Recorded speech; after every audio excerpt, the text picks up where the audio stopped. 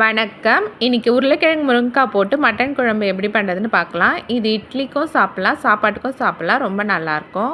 அதுக்கு ஒரு கடாயில் எண்ணெய் ஊற்றிக்கோங்க.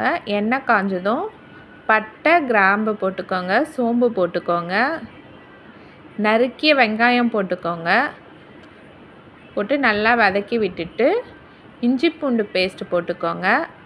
அதையும் நல்லா வதக்கி விடுங்க.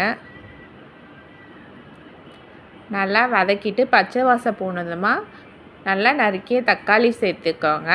சேர்த்து தக்காளி நல்லா குழைய நல்லா வதக்கி விடுங்க. இப்போது முருங்கைக்காய் இந்த மாதிரி நறுக்கி போட்டுக்கோங்க. போட்டுட்டு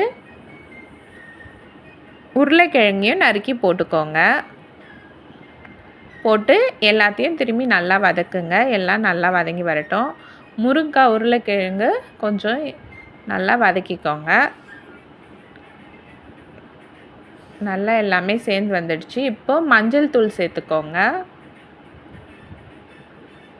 உப்புத்தூள் தேவையான அளவு சேர்த்துக்கோங்க.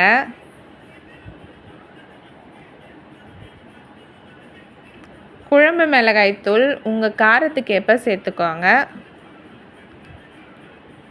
சேர்த்து இதையும் நல்லா கலந்து விட்டுக்கோங்க.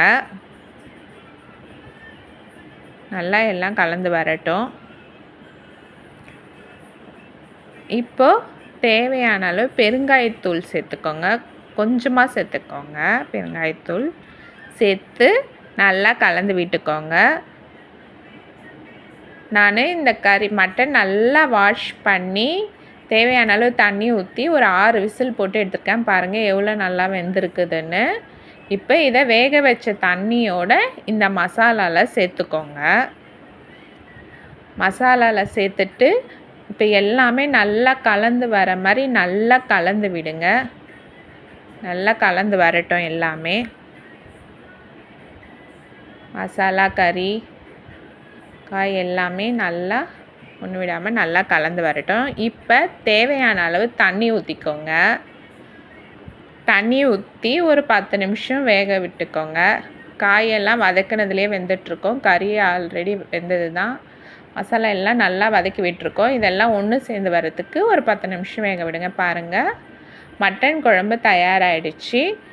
சாப்பிட்டு பாருங்கள், ரொம்ப நல்லாயிருக்கும். இந்த வீடியோ பிடிச்சிருந்துன்னா என் சேனலை சப்ஸ்கிரைப் பண்ணி, லைக் பண்ணி, கமெண்ட் பண்ணி உங்கள் ஃப்ரெண்ட்ஸ் ஃபேமிலியோடு ஷேர் பண்ணிக்கோங்க. என் வீடியோ பார்த்ததுக்கு ரொம்ப நன்றி.